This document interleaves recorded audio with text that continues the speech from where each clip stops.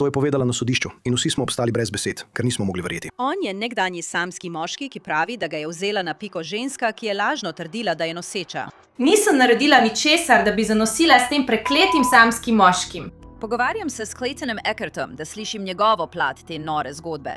Sem Anjanette Levy, Intg Law and Crime.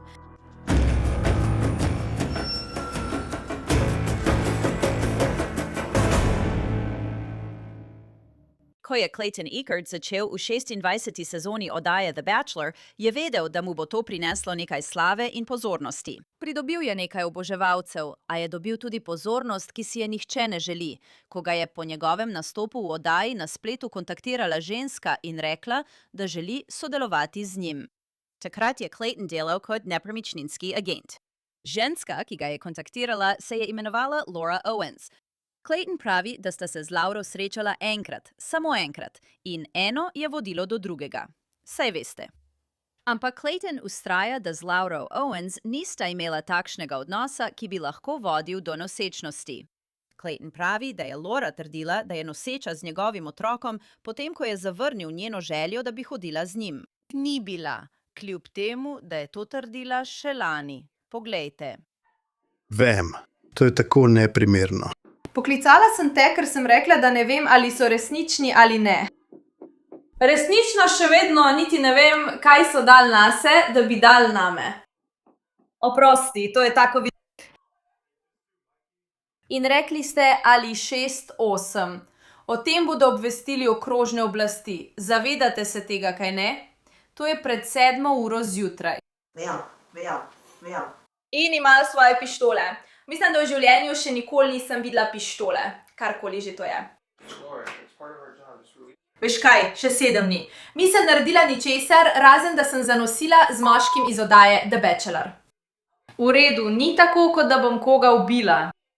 To je bila Laura Owens, ko je policija Scottsdale izvajala hišno preiskavo v hiši, kjer živi starši, v začetku leta 2025. Ta izjava je prišla več mesecev potem, ko je sodnik na civilnem sojenju ugotovil, da Laura Owens ni bila noseča s Claytonovim otrokom. Ta sodnik je, Laura Owens, prijavil okrožnemu tožilcu okrožja Maricopa v preiskavo, ker je menil, da je Owensova storila goljufijo in krivo prisego, saj je lagala pod prisego. In sodnik je verjel, da je Owensova posegla v dokaze. Leta 2025 je velika porota obtožila Lauro Owens v 7 točkah obtožnice, povezanimi z obtožbami, da je storila goljufijo, ko je lagala o tem, da je noseča s Claytonovim otrokom, nato pa je o tem lagala še pod prisego. Laura Owens je velika porota drugič obtožila novembra 2025 zaradi domnev, da je isto stvar storila še z drugim moškim. Laura Owens je za vse obtožbe izjavila, da ni kriva. Ali želite, da danes v njenem imenu opravim narok, na katerem bi se v njenem imenu izrekla, da ni kriva? Dobro. V redu. Ali se odpovedujete branju obtožb in njenih pravic? Da, odpovedujemo se uradnemu branju in v imenu vseh obtožb vnašamo izjavo o nedolžnosti. V redu. V njenem imenu bomo vnesli izjavo o nedolžnosti. Sojenje J. Owensovi zaradi obtožb, povezanih s Claytonom Eckertom, naj bi se začelo januarja 2026, vendar se to ni zgodilo. Letos ima že drugega novega odvetnika. In konec lanskega leta je bilo dodanih 7 novih obtožb, ki vključujejo drugo žrtev, Grega Gillespija. Gospod Sforski, ker vas imam tukaj, ste prejeli razkritje. Da v zadnjem tednu sem prejel približno 6000 strani razkritja in 16 posnetkov s telesnih kamer. Vse v zadnjem tednu. Od države. V redu, torej je država v tem pogledu ustrezno odgovorila na vaše potrebe. Zelo. Obstaja tudi tekoča saga, ki vključuje starše Laure Owens in njihov poskus razglasitve stečaja. Vloga, ki so jo starši Laurie Owens vložili leta 2025, je bila zavrnjena v začetku letošnjega leta. Oče Laura Owens, Ron, se bori s Parkinsonovo boleznijo. Je legendarni voditelj pogovornih radijskih oddaj, ki je desetletja delal v San Franciscu. Laura je prav tako vložila zahtevo za stečaj. Njen primer pa je vzbudil veliko začudenja, saj še vedno sodeluje v konjeniških dejavnostih, hkrati pa trdi, da ne more plačati sodbe, ki jo dolguje Claytonu Eckertu. Dobro, poglejmo, da slišimo to zgodbo naravnosti iz prve roke, če lahko tako rečem. Želim povabiti Claytona Eckerta. On je ena od žrtev v tem primeru. In Clayton, najprej, kako si? Najlepša hvala, da si se mi pridružil. Rada bi vedela, kako si, še posebej zdaj, ko je sojenje prestavljeno na julij 2026. Veš, iskreno, res sem super. To je bila dolga izkušnja, ki traja že več let, ampak resnično, vse se mi zdaj zdi dobro.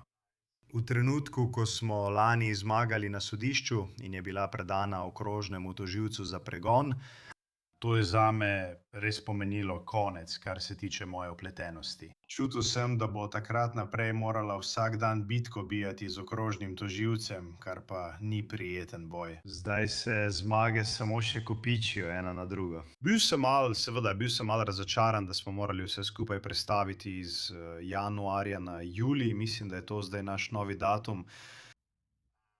Ampak to je zato, ker so dodali dvojne obtožbe. Zame je to dober znak, da gre zdaj vse skupaj in da bo pravica dosežena, prišlo bo do večje odgovornosti. Ne morem si predstavljati situacije, kjer ne bi bila kaznovana vsaj z zaporom. In imaš prav. Očitno je zdaj dvakrat več obtožb. Sta dve žrtvi. Nisi samo ti. Zdaj so tu obtožbe, ki vključujejo Grega Gillespija, drugega moškega v okrožju Maricopa, za katerega jo obtožujejo, da je poskušala reči: "Hej, nosim tvoje otroke", kar se mi zdi naravnost osupljivo. Prosim, poveli me nazaj v leto 2023 in mi povej, kako si spoznala Lauro Owens. Ja, kontaktirala me je preko LinkedIna, povedala je, da poskuša priti v stik z mojo nepremičninsko agencijo.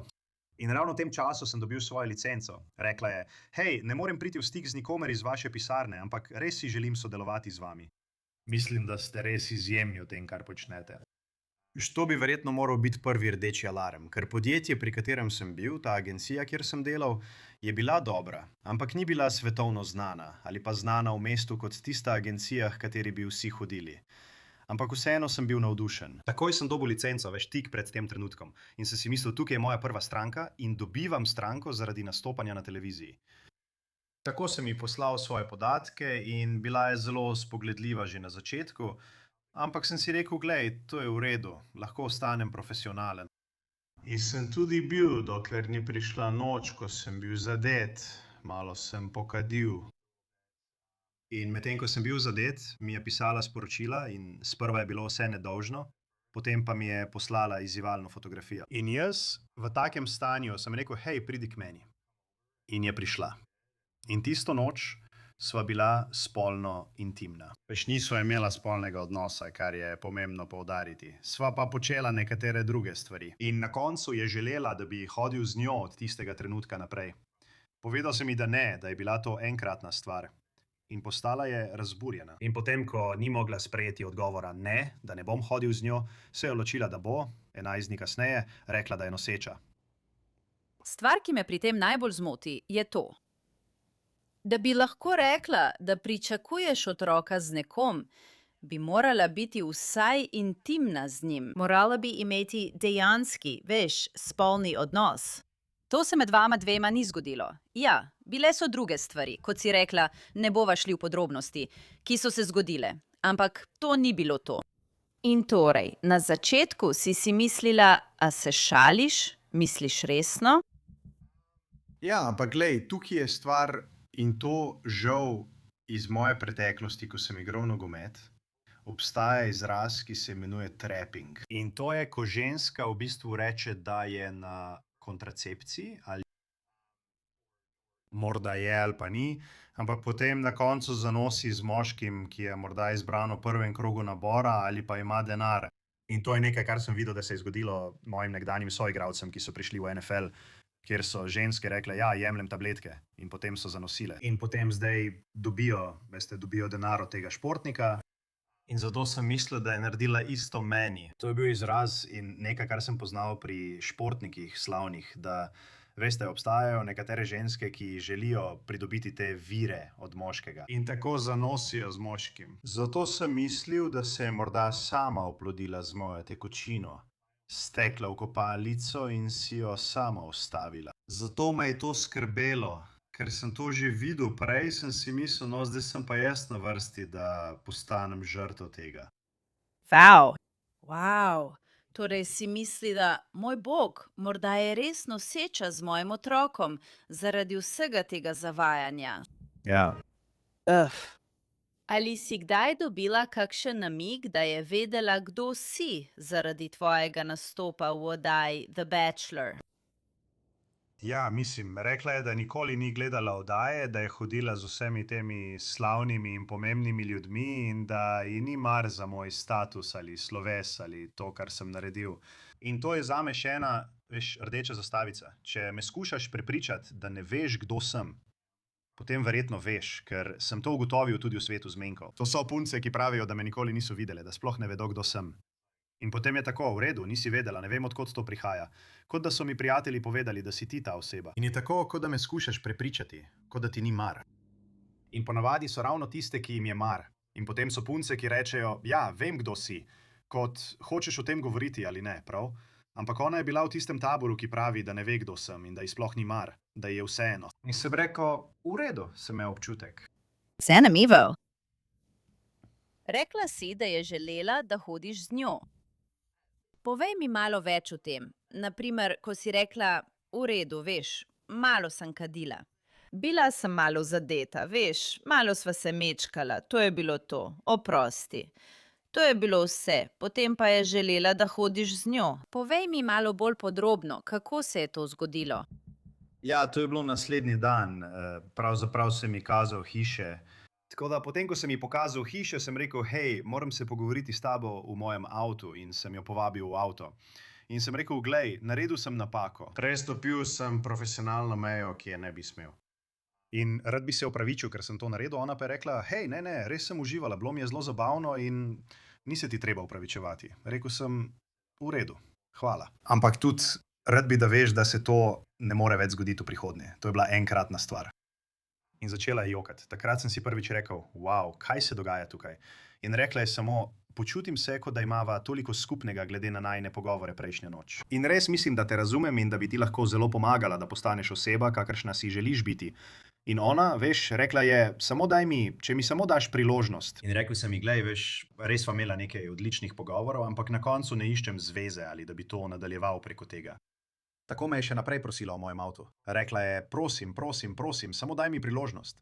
In končno, potem ko je vprašala 5-6krat in sem jo vljudno zavrnil, sem končno rekel, Laura, ne pomeni ne, nehaj me spraševati. S tem, ko me še naprej sprašuješ, potem ko sem ti rekel ne, me ne spoštuješ in zdaj postajam razdražen in ona v trenutku otrpne, njen obraz postane povsem hladen, samo pogleda me. Spomnim se, da me je takrat oblil srh po celem telesu, ker je bil pogled, ki mi ga je namenila, kot da je nekaj v njej prišlo na površje iz globin. Bilo je zelo nezemeljsko. Samo pogledala me je in rekla, ne razumem. Rekla je, imej lep dan in stopila iz mojega avta ter zaprla vrata. In spomnim se, da sem si mislil, ne vem, kaj je bilo to, ampak karkoli že je, to ni konec. Nisem vedel oziroma nisem mislil, da se bo razvilo to, kar se je, ampak ja, bilo je res čudno srečanje. Če preskočimo naprej, vložila je tožbo proti tebi. In veš, to je kot tožba za ugotovitev očetovstva. In v bistvu pravi, da si ti oče. Daj mi denar. Veš, obstajajo ljudje, tvoji podporniki in podporniki drugih žrtev, ki so rekli, da njej ne gre za denar. Ampak veš, peljala te je na sodišče in zahtevala, veš, preživnino in podobne stvari. Torej ja, očitno je to storila. Mislim, vložila je tožbo. To je velik korak, to je velika stvar. Ja, ampak ne gre za denar. Mislim, kar sva ugotovila jaz in prejšnje žrtve je, da to počne iz samosovraštva ali sovraštva do moških. Ko jo moški zavrnejo, se odloči, da jih bo poskušala uničiti, da bi se počutili tako slabo, kot se počuti ona. Gre tudi za vidik odnosa do same sebe. Mislim, da ji zelo primanjkuje ljubezni do same sebe. In tako je v bistvu nasilnež, ki poskuša prizadeti ljudi, da bi se počutili tako slabo, kot se počuti ona. Nažalost ima pomoč svoje družine, za katero mislim, da deli podobna prepričanja. Tako je imela pomoč, ampak ne gre za denar. Gre bolj za to, da ima denar, oziroma ga je imela, ker je bila njena družina zelo premožna. Tako je lahko izčrpavala moške na sodišču, jih tožila zaradi ničesar, brez kakršnih koli dejanskih dokazov in jih uničila do te mere, da so jim prej zmanjkala sredstva kot njej. In to je počela že dolgo časa. Na srečo sem lahko finančno šel z njo izenačeno in nisem popustil. In zdaj ni zmanjkalo sredstev, poleg tega pa je že pred časom izgubila tudi v očeh javnosti. Tako da zdaj, kot sem rekel, se bori in zapravlja $100,000, ampak zdaj se bori proti okrožnemu tožilcu, ne proti meni. Tako da, ja, nikoli ni šlo za denar. Šlo je bolj za to, da je želela nadzorovati moške, jim izprazniti finančna sredstva in jim odvzeti moč. Wow. Rekli ste, da ji je njena družina pomagala. Mislim, vemo, da njen oče, mislim, da ima ogromno, celo vrsto zdravstvenih težav. Bil je zelo, dobro plačan v svoji službi kot voditelj pogovorne radijske oddaje, ko je delal na KGO v San Franciscu. Mislim, da ima kar zdravo pokojnino. Večina ljudi bi bila navdušena, če bi dobila pokojnino v višini $20,000 na mesec. Vem, da je zdaj vložil zahtevo za stečaj, kar še vedno poskušam razumeti in ugotoviti, kako je do tega prišlo.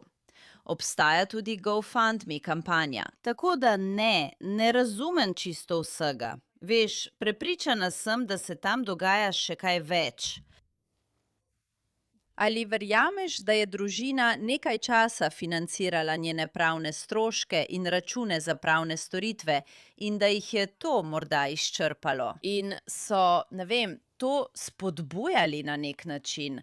Ali pa so ji verjeli in menili, da je ona tukaj žrtev? Ali kaj si misliš o tem, saj s tem živiš že več kot 2 leti? Ja, ne, njena družina ve, da se vsi motijo in ne verjamejo v nobeno neumnost, ki jo vsi širijo. Mislim, da iskreno, glede na to, kar sem slišal, mislijo, da so boljši od vseh drugih. Imajo to prepričanje, da so kot nadljudje. Imajo se za nekaj več, sploh oče zaradi svojega ugleda. Mama je bila očitno uspešna publicistka ali nekaj takega. Tako nekako gledajo zviška na navadne ljudi. Resnično, iskreno mislijo, da so preprosto boljši od večine ljudi. In ja, zaradi tega mislijo, da so nepremagljivi in dolg časa so imeli vpliv in denar. In tako so se lahko izognili marsikateri neumnosti, lahko so jih tudi ustvarili, nato pa odšli brez več kot le rahlega opozorila, če sploh to.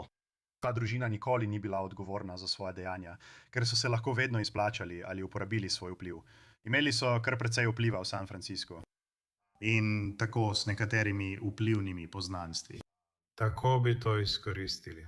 Torej, Clayton, pogovoriva se o pravnih stroških in računih za pravne storitve. Mislim, to ni poceni. Torej si moral nekako voditi ta boj. Poznam Mikea Maricinija, zanj so odprli GoFundMe in mu je uspelo uspešno zmagati v svojem delu tega, kar je, dobro zanj. Mislim, kako?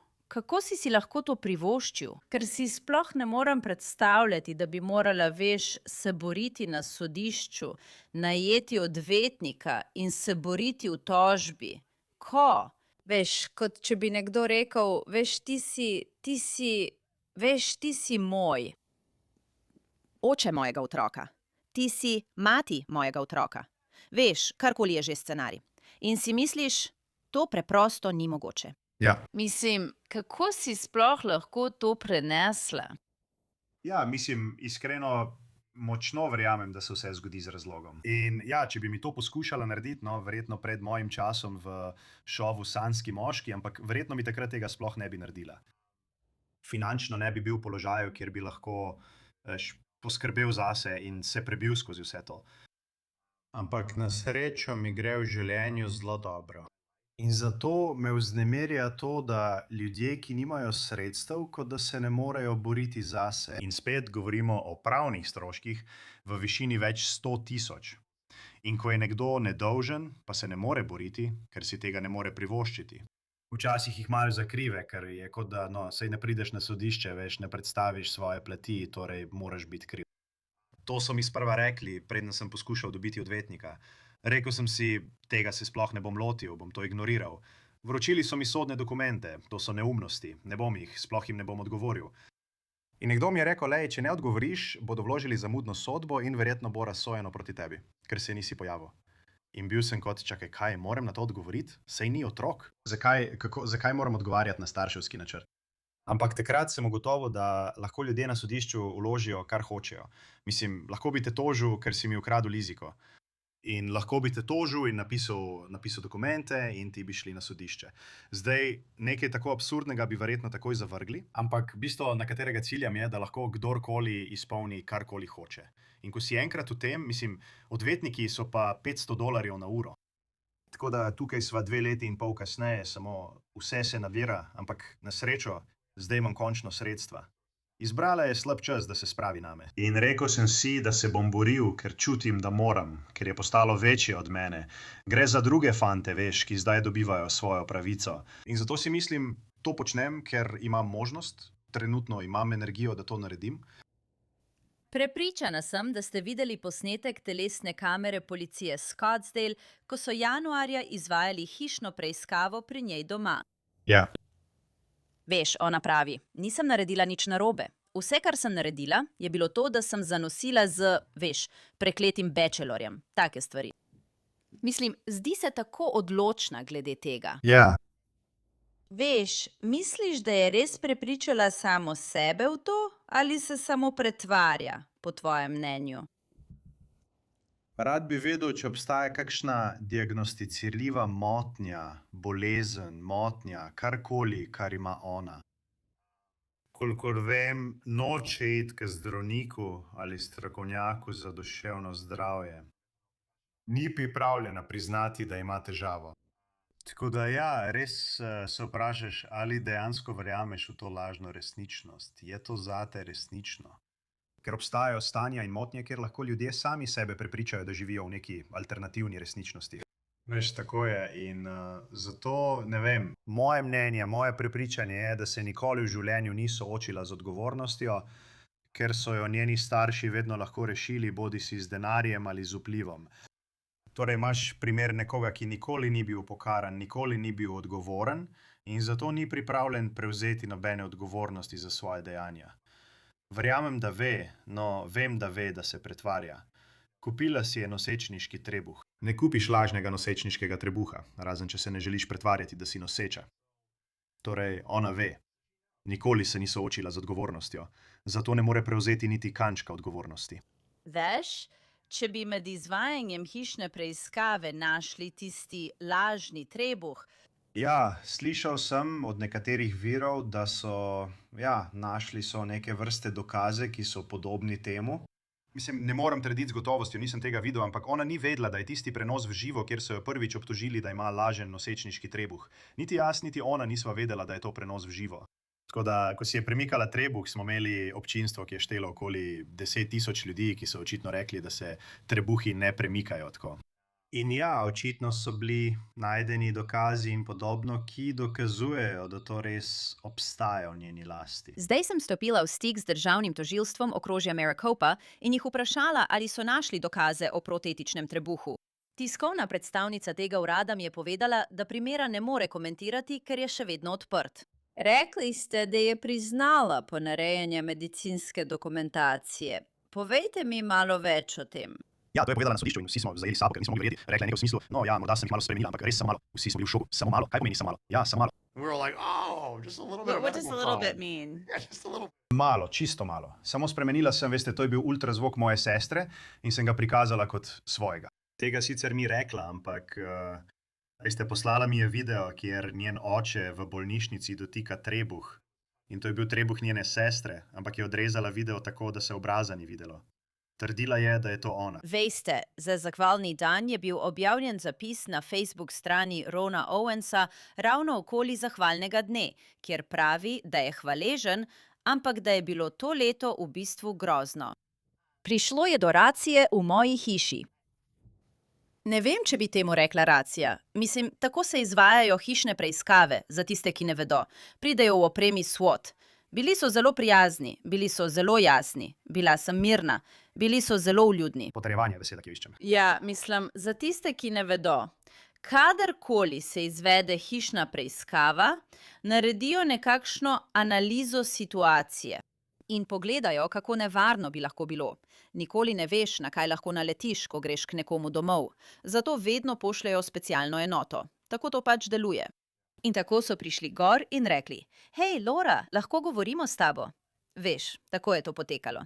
Bili so kar prijazni do njih in celo pomagali njenemu očetu vstati iz postelje. Ampak veš, on je to opisal kot racijo specialne enote. Samo poskušam pojasniti ljudem, ki morda ne vedo, kako se izvajajo hišne preiskave. Tako to poteka. Bili so res zelo prijazni, lahko bi bilo veliko huje. Lahko bi razbili vrata, pa tega niso storili, ne. Torej, kar želim povedati je, da on pravi, da je šlo za racijo posebne enote, da je bilo leto grozno, imel je vse te zdravstvene težave. In potem pravi, da je bila njegova hči tarča kampanje blatenja in da so jo napačno prikazali in tako naprej. Kakšen je vaš odgovor na to? Ja, no mislim, da je bilo na koncu tudi tako, če bi bili pripravljeni, prosim, donirajte na naš GoFundMe, Pravilno. ker je kot pobiranje denarja. To je samo, hej, res smo prizadeti, tukaj je, dali vam bomo vse te neumnosti in potem, veste, žalostna zgodba. In potem vas bomo poskušali prepričati, da plačate, da nam pomagate financirati vse to, ker imamo zdaj kup odvetnikov in vse te pravne stroške, s katerimi ne moremo več slediti. In če ne bomo mogli slediti temu, potem bomo, veste, imeli manj moči. Tako da sploh ne vem, če je on to napisal. Verjetno je bilo to delo Laure ali njene mame. In to je preprosto patetično, veste, da poskušajo ustvariti to žalostno zgodbo. Smešno je, da sem videl, da je GoFundMe zbral nekaj $100. Mislim, najprej je zbral, 6-mestno številko, kar je bilo res žalostno, ker sem si mislil, da so te ljudje vsi prevarani strani te družine, ki uporablja ta denar za pravne stroške, tudi če tehnično pravijo, da ga uporabljajo za njegovo zdravljenje. Ja, ampak ta denar, ki ga uporabljate za njegovo zdravljenje, bi sicer porabili za plačilo pravnih stroškov. Tako da zdaj, kakorkoli že premešaš ta denar, več ne zaslužite si tega denarja in gre za plačilo njenih stvari. Ampak videl sem to in sem si rekel, lej, dobili so samo $300 ali karkoli na tej zadnji GoFundMe akciji, tako da meni je bilo to pravzaprav kar malo pri srcu toplo, sem si rekel, nihče več ne verjame v vaše stvari, fantje. To je kot da si resnično na zadnjih nogah. Kot da skušaš skupaj spraskati še zadnje kovance in nimaš nobene moči. Veš, Clayton, vem, da imaš veliko podpore. Ampak ali so večinoma moški tisti, ki prihajajo na plano in pravijo: Hej, kako je biti v tvoji koži? Ali pa imaš veliko žensk, ki te podpirajo? Mislim, kdo te pravzaprav podpira? Ja, mislim, če bi moral gibati, je verjetno okoli 97% žensk. Ja. Mislim, moja Instagram publika, lahko vidim demografske podatke, lahko vidim razdelitev. 93% moje publike so ženske in 7% so moški. Tako da je verjetno nekje tam okoli, ker je šla na družbena omrežja, da bi me poskušala očrniti. Tako so se moji sledilci odločili, da se združijo, me podprejo, spremljajo dogajanje in zdaj iščejo pravico. In mislim, da je res pomembno poudariti, da to gibanje vodijo ženske. In pomembno je, da to povem, ker sem res hvaležen ženskam. Samo zato, ker je ena ženska to naredila, še ne pomeni, da imam zamero proti vsem ženskam. In to moram poudariti, ker nekateri pravijo, da postajam aktivist za pravice moških, da sovražim ženske in da si želim obrnjenega gibanja Me Too. Ampak jaz si nič od tega ne želim, prav? Ne maram aktivistov za pravice moških. Ne podpiram jih. Podpiram enakost. Želim si samo, da bi moškim verjeli, ko so žrtve. In prav tako si želim, da bi ljudje počakali, preden pridejo vsa dejstva na dan. In naj jih počakajo, preden nekoga obsodijo. Ne bi smelo biti kriv, dokler ni dokazano nasprotno. In to se je zgodilo meni, ko je vse to prvič prišlo ven. Vsi so rekli, da sem kreten, da sem kriv, da sem bil takšen v šovu The Bachelor. Zato želim, da si ljudje vzamejo trenutek premora. In pravim, počakajmo. Počakajmo, dokler niso vsa dejstva znana, preden začnemo soditi. Prav tako pa ne bi smeli verjeti vsem ženskam. Ne bi smeli verjeti vsem moškim. Verjeti bi morali tistemu, kar je res. In zato je potrebna potrpežljivost, da pridejo dejstva na dan. Zato želim to poudariti, ker če ne bi bilo žensk, ne bi imel podpore in ne bi bil tako daleč v tem primeru. Tega se popolnoma zavedam. Zato sem res, res hvaležen. In želim, da ljudje vejo, da to ni neka vrsta gibanja, ki bi bilo v nastajanju. Veste, nikoli si ne bi mogel predstavljati sveta brez žensk. To bi bilo grozno. Zaradi tega imam včasih tudi težave z določenimi stvarmi. Zaradi zmenkarskih TV oddaj in potem še te situacije, veste, se šalim, ampak morda imam ženske celo preveč rad. Ampak res, poglejte, ženske so tako čudovite, res sem hvaležen za to, kar imam, za podporo. Če bi bili samo moški, ne bi bilo nobenega gibanja in verjetno bi bil, veste, v ogromnih dolgovih in bi izgubljal bitko in verjetno bi bil izid popolnoma drugačen. Ja. No, verjetno si s tem pridobil še nekaj ženskih podpornic. Ne, samo dražim te. Nekatere stvari moraš jemati z lahkoto, veš, mislim, da je to resna zadeva. Ampak ja, Moral sem tudi, veš, poskušal sem najti trenutke, ko se lahko samo nasmejim in si rečem, da bo vse v redu, in res je bilo. Trenutno sem v res dobrem duševnem stanju. In še bolj sem vesel, da zdaj vidim, kako prejšnje žrtve dobijo svojo priložnost na sodišču in končno dosegajo nekaj pravice. To je bilo res super. ja, če se ne smejiš, boš jokal, tako pravijo. Torej, Clayton, res cenim, da si se pogovarjal z mano. Bilo je res lepo govoriti s tabo. In še naprej bomo zelo pozorno spremljali to zgodbo. Najlepša hvala. Najlepša hvala za vaš čas. Clayton Echard je na Instagramu začel kampanjo, da bi odstranili TED govor Laura Owens, kjer govori o tem, da jo je zlorabil moški. To je glas moškega, ki glasno govori za vami in vam je pomagal s prtljago. Govori z žensko, ki neprestano joka. Zasipa jo z žalitvami, jo ponižuje. In bolj kot joka, bolj grobe postajajo njegove besede. Komajda lahko izusti kakšno besedo, da bi mu odgovorila skozi solze. Moje ime je Laura Owens in kot lahko vidite, nisem bila junakinja te zgodbe. Bila sem tista, ki je jokala na sedežu 22H. Ta pogovor ni o Claytonu. Gre za drugega moškega, ki je hodil z Lauro in pravi, da zgodba, ki jo pripoveduje, ni resnična. Pred kratkim se je Laura Owens vrnila na sodišče na poravnani narok, kjer so ji ponudili sporazum o priznanju krivde. Pogovorili se bomo in lahko boste postavljali vprašanja o sporazumu o priznanju krivde, ki vam je bil ponujen v tem primeru, o možnostih, ki jih imate v tem primeru, ter o možnem razponu kazni. Torej, poskušal bom vse to skupaj z vami pregledati. Imate kakšno vprašanje zame, preden začnemo? Trenutno ne, hvala. Ampak Laura Owens ni bila razpoložena za igro Pogajajmo se. Njena nova odvetnica je prosila za več časa za pregled dokazov v primeru, kar je Clayton Echard označil za zavlačevalno taktiko. Glavna stvar, na katero se želimo osredotočiti, je, da ne dovolimo podaljšanja dogovora o priznanju krivde samo zato, ker ima zgodovino zavlačevanja. To je že storila, mislim, da je zdaj že pri svojem 6. ali 7. odvetniku. In to se bo samo nadaljevalo. Koliko razumem, je v zadevo vstopil pred nekaj meseci. In to se zdi kot zadnji poskus v zadnjem trenutku, da bi rekel, ne morem dostopati do gradiva. Veš, zame, če nisi mogel dostopati do gradiva, bi moral to storiti prvi dan. In vsak dan bi moral redno preverjati, da prideš do teh dokazov. Sem za pravičen postopek, ampak zame se to zdi kot podaljšek njene taktike, ki jo zdaj izvaja on, da bi vse skupaj podaljšal. In minila so že 3 leta, utrujen sem. Vedno smo vsi utrujeni.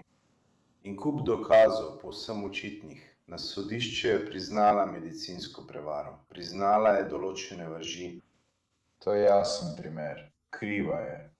Ni razloga, da bi to zavlačevali in trdili, da bodo terabajti informacij kakorkoli kaj spremenili. Ampak moj največji poudarek je samo, in ne poznam odgovora na to, ampak zame je pomemben tudi kanček zdrave pameti. Kdaj si se vključil v zadevo? Kdaj si prvič prejel gradivo? In kako zelo si se potem res trudil dostopati do tega gradiva? Po mojem mnenju bi moral odvetnik vsak dan poskušati dostopati do njega. Ne pa čakati do zadnjega trenutka in potem reči, da ni imel dovolj časa za pregled. To se mi zdi samo zavlačevanje. Owens bo ponovno na sodišču kasneje julija. In to je vse za to epizodo Law and Crime. Sem Anja Net Levy. Najlepša hvala, da ste bili z mano. Se vidimo naslednjič.